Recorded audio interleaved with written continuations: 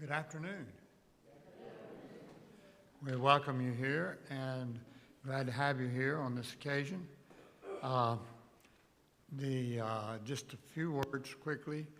We will have a reception for everybody after the program. You just go down that hall further down to the left and you'll find the fellowship hall where we're holding that. And if you need to go to the restroom, they're also down that hall on the left, but not as far as the other one, thank goodness. It is our pleasure to welcome to our church you and to welcome the Eastfield Early Brass. And I'm going to turn it over to Phil now. Thank you, Phil.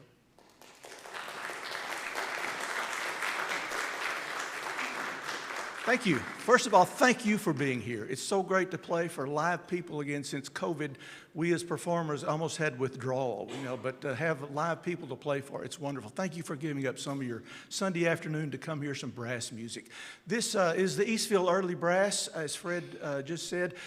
Brass choirs come in all sorts of sizes. All the way down to a trio, which is a trumpet, French horn, and a trombone, all the way to this size. And even bigger than this. This is what you call a large brass choir. It has a full section of trumpets, trombones, euphonium, tuba, and French horns. Occasionally we use percussion, but not today in the sanctuary. So it's considered a large brass choir, kind of like a section in a symphony brass orchestra. This makes some different sounds than you probably are used to hearing from just your regular band or regular orchestra. It's a unique sound. I hope you enjoy it. We've prepared a program for you today that's pretty varied, and hope you do enjoy it. The first piece we'll play, and I think you do have programs. I'll try to do a little bit of talking between to give them some rest and also give you some program notes, which you don't have. I'll be your program notes guy. The first piece is a fanfare by Paul Dukas, a French composer back in the late 1800s, early 20th century. And it's fanfare from La Pairie.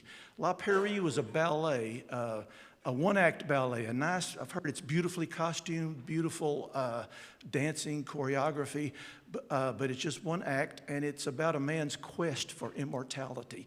Apparently in this French fairy tale, a kind of a Tinkerbell fairy-like creature has a flower of immortality, and this man is trying to find the flower of immortality. I won't tell you the rest. You'll have to watch La Pairie. The fanfare, it's a beginning of this ballet. And I don't know of any other ballets that start with a fanfare. And Paul Dukas said that he wrote this fanfare because he went to a lot of concerts and different things in Paris. And he said the crowd in Paris was not like you. It was kind of late arriving and a little bit noisy. They might have had some French wine before they dropped in. And you didn't hear the first few measures of the piece if it was pretty soft. So after he finished the ballet, he said, I'm going to write this fanfare. And so the French crowd will know it's time to start. Sit down and be quiet.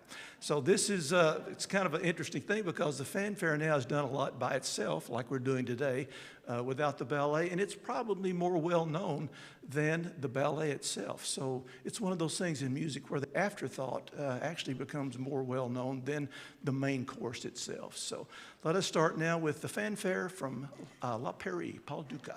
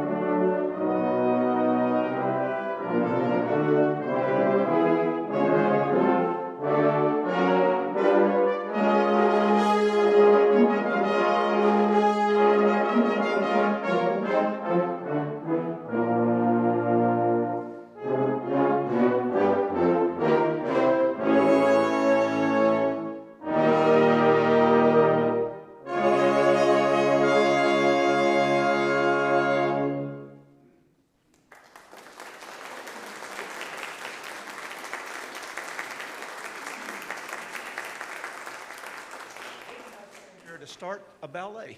The next piece, we're going to change the pace just a little bit. You probably see in your program, it's a madrigal by, my watch asked me if I fell down after that conducting. I better take my watch off.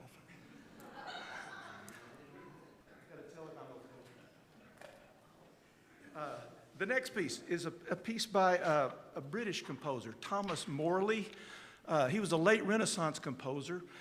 I won't talk a lot about the composers between these pieces, a little bit, but Thomas Morley is worth it. Let me talk just a minute about him for you. I think you'll really enjoy knowing some about this guy. When you talk about someone that lived back in the 1500s and is a composer, a musician, you kind of think of a guy that was a quill pen by a candlelight sitting at a desk writing music all the time. But really, that couldn't be farther from the truth.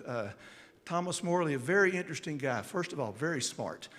Educated at Oxford, and just a few years after he got out of Oxford, he was appointed the organist and head musician at St. Paul's Cathedral in London, which is, that along with Westminster Abbey, is probably the two biggest cathedrals there in London. So, smart guy, talented musician, but also a good businessman. He had a friend that was a printer, and the printing press had been around a few years in the late 1500s, but printing music was a little different animal than just printing words, text. And they figured out a very good way, practical way to print music, and they got a patent on that. So he held that patent until his death, Thomas Morley did. And so he was a good businessman, but he also wrote madrigals. That's what we're going to play for you, a madrigal. You say, well, what's a madrigal? You see if I can. It's a complex, polyphonic, unaccompanied vocal work with a secular text. He works in the sacred field at St. Paul's, but he also wrote these madrigals that were secular. And let me say this, they were very secular. These madrigals were done at county fairs, these big celebrations, and the text could get into the rated R area. Let me read just a little bit from the piece we're going to do. It's called Sing We and Chant It, While Love Doth Grant It. All things invite us now to delight us. Let's spare no treasure to live in pleasure. And I could go on, but I better not in this our setting here. It gets even a little more art. But this is the same guy that works in St. Paul's Cathedral. So maybe there's the good Thomas Morley and the not so good Thomas Morley, but he was doing a lot of things, I guess, to make money as a musician. He actually lived a few doors down from Shakespeare. They were contemporaries, and he put some of Shakespeare's music to text, to his text to music. And a lot of historians believe, even though you can't prove it, that they met together in person since they lived so close together, and his text is with Morley's music. That they got together in person, maybe at one of the English pubs, and Thomas Morley said to Shakespeare, I figured out a way to print music, give me some text, I'll put it to music, and we can make some money. So that's, Thomas Morley, interesting guy, lived back in the late 1500s, late Renaissance, and we'll play one of his secular pieces, his madrigal, Sing We and Chant It, I believe is the name of it.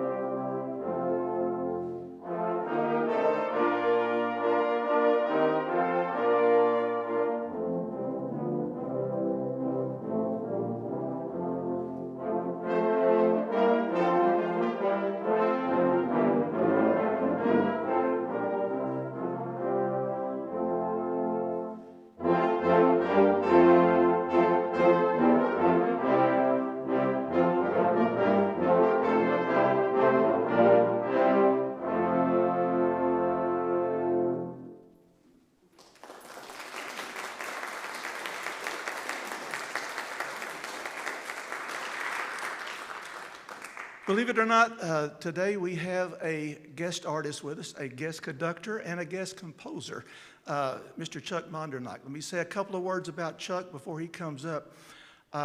He one time did conduct this group some years back, but Chuck has been just a great asset to the musical community here in Dallas-Fort Worth for a number of years.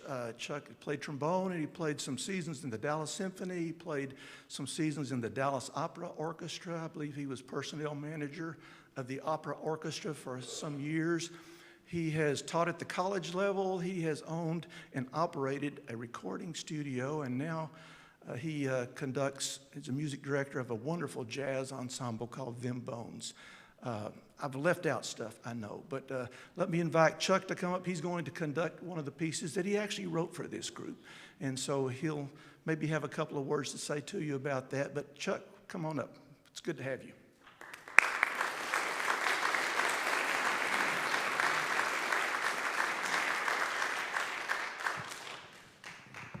First thing you'll notice different about me and Phil.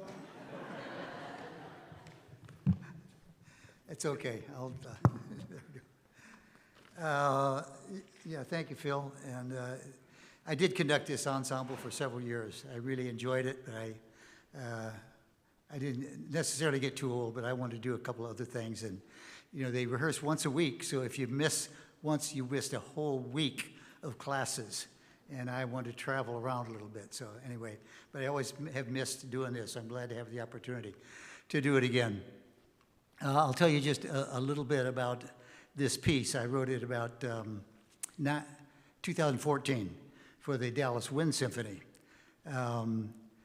It's alike and different from the first fanfare, the Dukas fanfare you've heard, but every piece is not the same. There's some other fanfares that you may be familiar with that are different.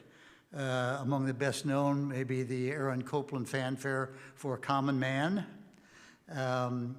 The John Williams fanfare for the Olympics, written in 1984, that they still play all the time. And if you remember the Rocky movies, there's a big fanfare written by Bill Conti at the beginning of that fanfare. Mine is somewhat different, and I'll kind of point out things that are different. First, it's not going to hit you with a big wall of sound like the La Paris did right at the beginning. It kind of eases into it over only a few beats, but it's jumping ahead harmonically, not so much from the Dukas piece, which is pretty advanced harmonically, written 100 years ago, a little bit over that, but mine has a little polytonality, some chords piled on other chords, so it's a little bit complex. The main thing I'll tell you about this piece is there is no melody. These last two pieces had some melodies, a couple of measures or 4 measures, 8 measures. This is constructed in a kind of a linear fashion of little melody fragments, 3 or 4 notes that are played by one instrument or a section, and then somebody else plays it, and somebody else plays it, with a little bit of variation. It may be upside down, it may be more articulated, it could be more legato, whatever. But you'll hear that going on through this entire piece. It's a tonal piece. It means that there is a key center, which you've heard in these others. The Dukas started with a huge major chord, and the last piece is primarily that. There are no minor chords. You know, in the simplest terms, major is kind of happy. Minor could be a little more sad. But there are no minor chords in this, but there are, the major key center is not clearly defined. It kind of floats around. It's a little ambiguous until the final chord. We do finally give you a major chord that you can latch onto at the very end. But this just moves around a lot. So try to follow the little lines as they go from here and there. It's just going to start with 3 trumpet notes, ascending, and then the French horns are going to come in. They're going to play something similar but faster, and it goes down. And then they add a harmonic complement when they get onto their note and settle on it, and then the trombones come in with an entirely different chord. So it's going to be a little bit dissonant, maybe, but then part of the nice part of a composition is if you have the tension and release. So there'll be some dissonance and then some consonants coming up after that. So that's that piece in a nutshell.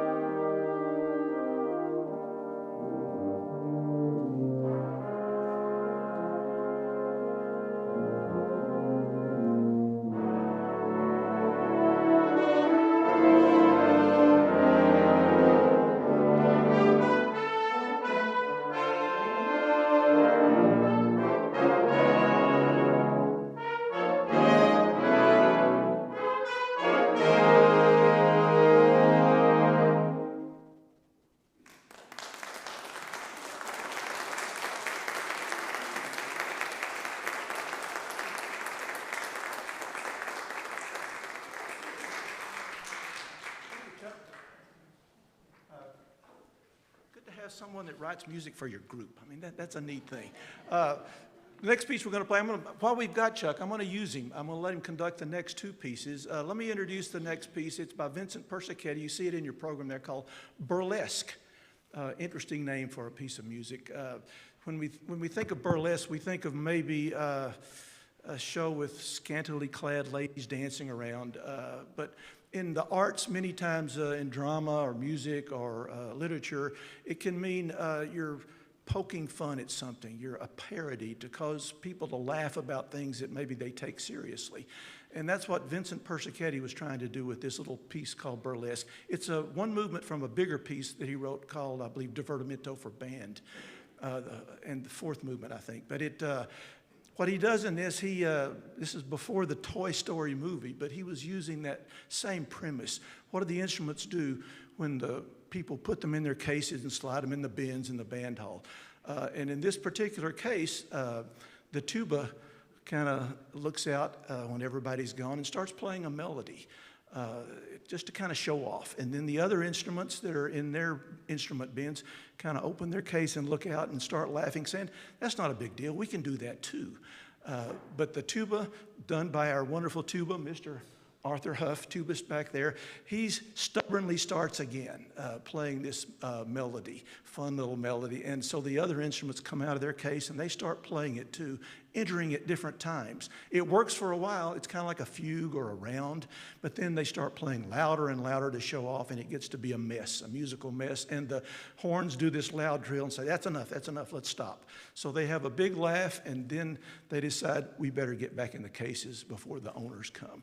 So it's kind of a Toy Story deal that Vincent Persichetti did way back before Toy Story. But Vincent Persichetti, if you played in the band, you may know his name.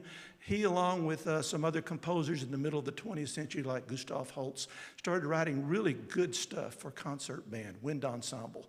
That kind of put wind ensembles and concert bands on the map as a serious musical ensemble. Before that, they'd done patriotic music, marches, maybe some transcriptions from operettas, but now really good music was being composed for the concert band. So if you played in the concert band and play some good music, Vincent Persichetti is one of the guys you have to thank for that. So we'll let Chuck conduct burlesque.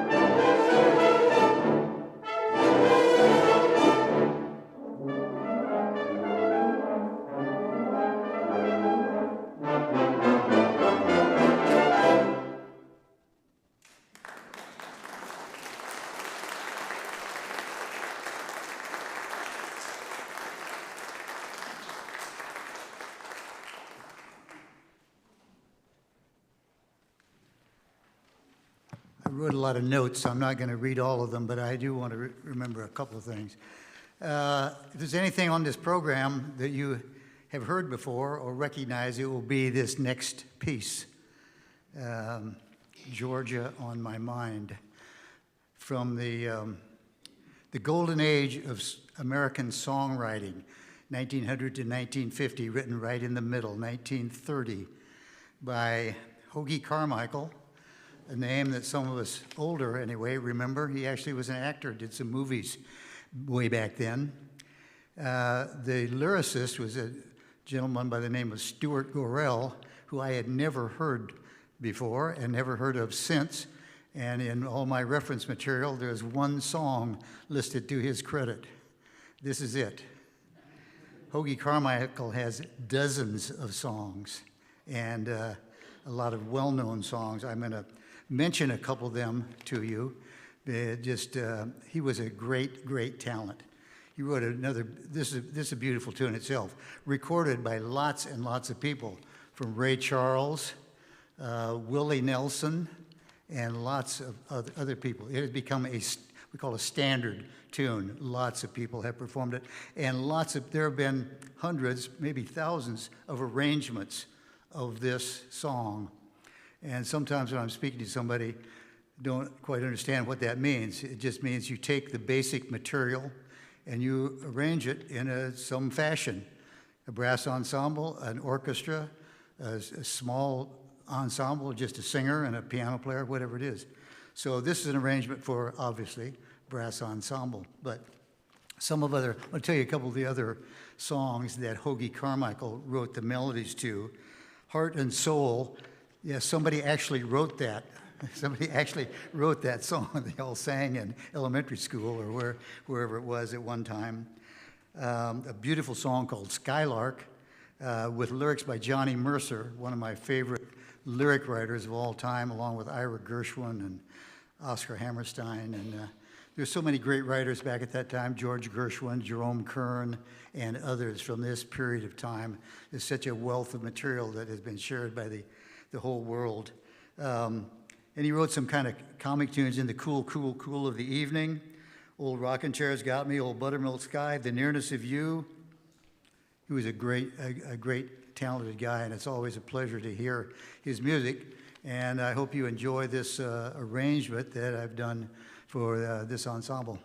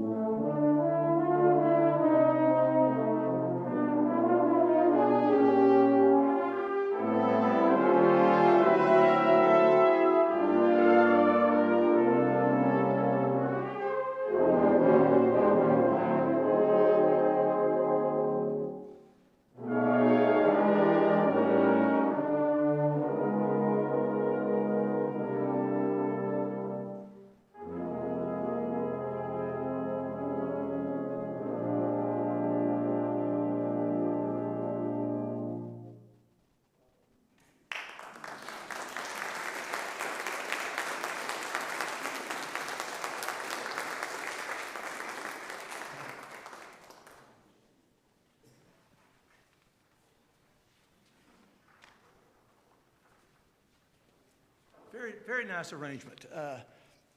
Maybe he told you, Chuck did arrange that. Just beautiful arrangement, the way he put the parts together for a brass choir. I thought, I am talking a little bit, but I promise we'll get you out of here by 6 so we can go to the reception. We will wanted to play something since we're in this beautiful sanctuary, and thanks again for Eastminster for hosting this, being wonderful hosts to us and letting us use their beautiful facility, which is great for brass. I mean, it's just so much fun to play in here.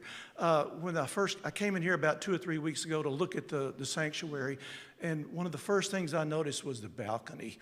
And I was already sad that I didn't have any Gabrielli, that we could do antiphonal music. So if we get to come back, we're going to do that. We'll have some up here and some there for a couple of pieces and do some Gabrielli. So thank you. I want to do a piece that really is a church piece that should be done in a sanctuary. The next piece is Salvation is Created. It's by a man named Pavel Chesnikov. You can probably guess by the name he's not from around here. He's Russian, and he was born. It's a story. It's kind of a sad story, and sometimes some of the guys up there accuse me of telling sad stories. But music is supposed to display the emotions, and sadness is one of them. And Chesnikov was born as a musician at the wrong place in the wrong time. He was born in 1877 outside of Moscow, and very talented, wonderful musician. And by the time he had reached age 30, he was the head musician at the Cathedral of Christ the Savior, one of the biggest Russian Orthodox churches in Moscow. And he was also known as one of the greatest choral conductors in the country by age 30. And he had done probably 400 or so sacred music compositions. But by the time he reaches age 40, if you look and do the math, this is 1917, and you know what's going on in Russia. The Russian Revolution, the Bolsheviks have taken over, and any type of religious sacred art is strictly forbidden now to be either produced or performed. And that's Pavel Chesnikov's wheelhouse. He is it's his deal. He composes and he conducts sacred music. He was so talented that the Russian government, the communists, conscripted him to conduct the Bolshoi Theater Chorus and the Moscow Academy Chorus. And he tried to work within the system for a while, and he conducted these choruses and composed a few secular things also. But when he reached age 50, the Russian government decided that they would tear down this beautiful cathedral, the Cathedral of Christ the Savior, that was his workplace where he worked for a number of years. And that was kind of the last straw for Chesnikov. He decided, I'm just going to be a recluse. And he never conducted, he never composed again. Would live for another decade and passed away. So a sad story about a wonderful musician, wrong place at the wrong time. The piece we're going to play for you, Salvation is Created. He probably wrote for a Good Friday service. Salvation was created when Christ died upon the cross. Well, it's a very somber subject that he's writing about. But you can almost tell from the opening measures of this that it's his last composition, or if not his last, one of his last compositions before he was forbidden to compose any more sacred music. So around 1917. And he can tell from the first few measures, this is this dark, somber music, and you feel Chesnikov knows the dark political clouds that are coming over his country. So beautiful piece of music. It's a choral work for men's chorus, so it'll just be the low brass and horns playing on this one. But Salvation is Created, Pavel Chesnikov.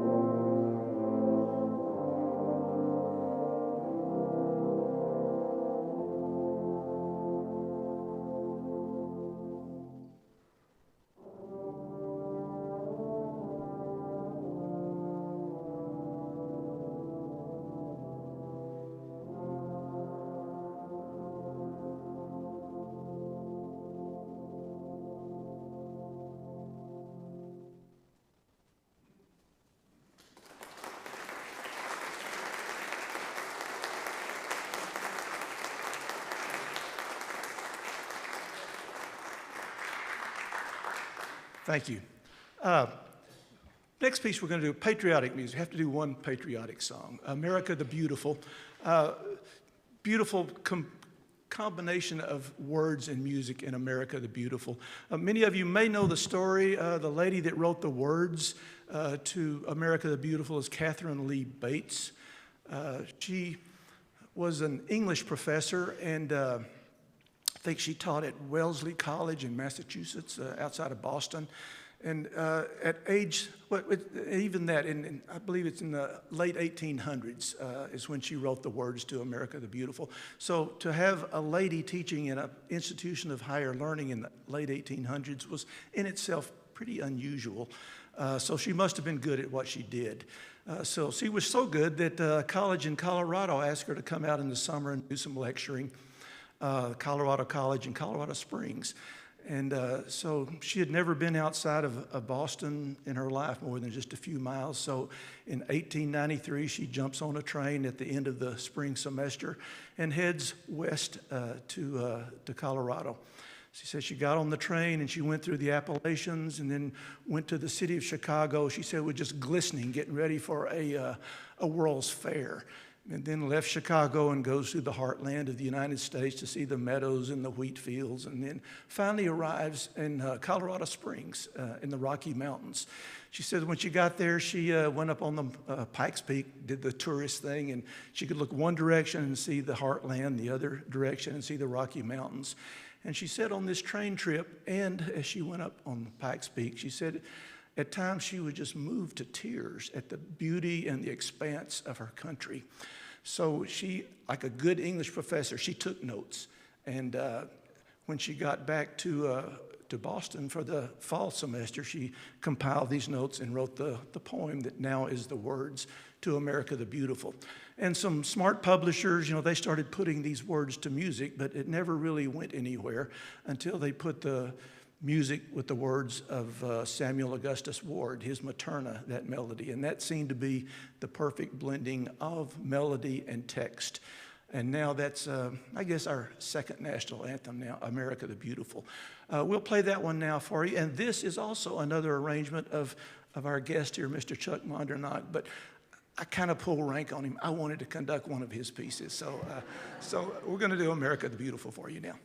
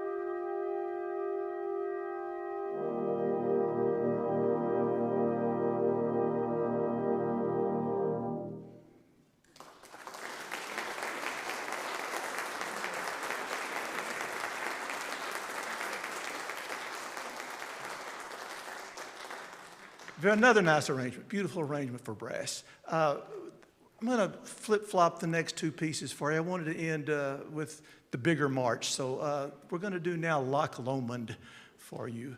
Beautiful Scottish folk song. I guess this, along with Old Lang Syne, are the two most famous Scottish folk songs. Again, this was done for male chorus, this arrangement, so we'll use just the low voices for a second. The Loch Lomond is a lake in Scotland. I guess L-O-C-H, loch means lake, maybe in Scottish, but it's apparently a beautiful lake. I've seen pictures, never been there, but it's in the highlands, wooded highlands of Scotland. It's one of their national parks. It's just a beautiful lake there in Scotland. And the text was written back in, I believe, the 1700s, and it's about two Scottish prisoners that were taken prisoner during the Jacobite Wars with England back in the 1700s.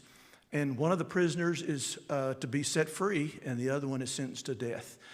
So the song is actually this prisoner that's lamenting the fact that he will never see his beautiful homeland again with his true love.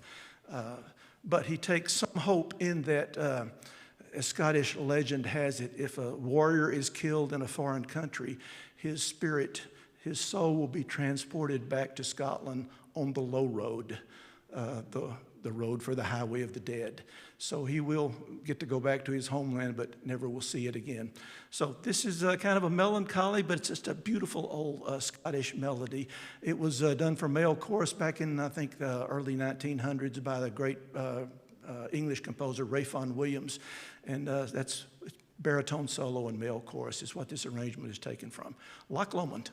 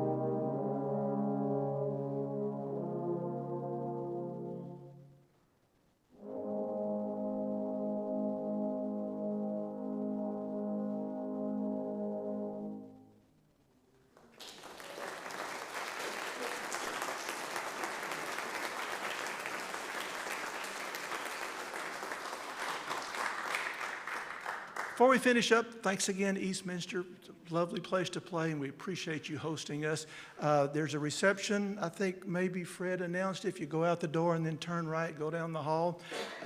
They've even going to give us all a reception. So please come there. If there's any questions you have about brass playing or the music we played, we'll be around, so feel free to approach one of us about that. The last piece, and thank you before we quit. Thank you again for being here. It's wonderful to have an audience to play for again. The last piece we're going to do is another Russian composer, Sergei Prokofiev. It's another one of these guys, along with Stravinsky, Rachmaninoff, Shostakovich, and even Chesnikov, that were born under the czars, but they became musicians and adults as under the heavy hand of the communist government. So the artistic ability was kind of censored, and they were at odds with each other a lot, these composers. And because of that, sometimes the composers would try to jab back.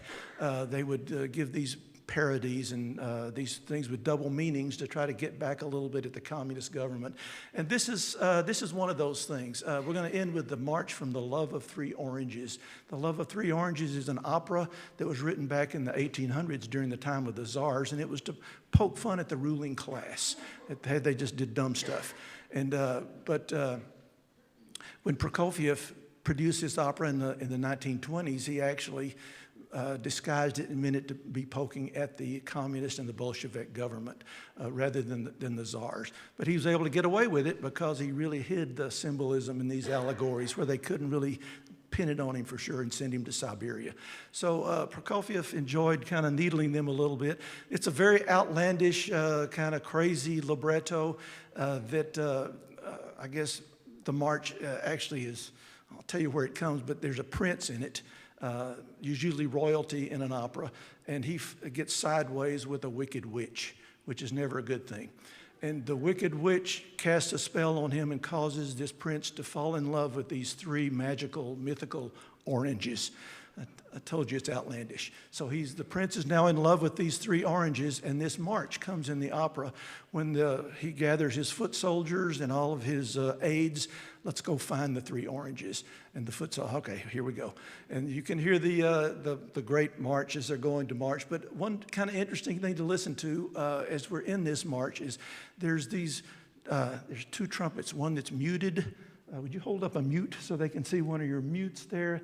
You put that in the bell, and it makes a little bit different sound, more of a nasal sound. But there's two trumpets in this that they're kind of arguing back and forth, trying to tell the prince, let's go this way, no, let's go that way. So like they kind of know they're trying to gain favor with the prince, but they really don't know anything. They don't know anything about the oranges. But kind of a fun, it's a parody of a march, so we thought we'd end with we begin with a fanfare, we'll end with a march. This is the March from the Love of Three Oranges.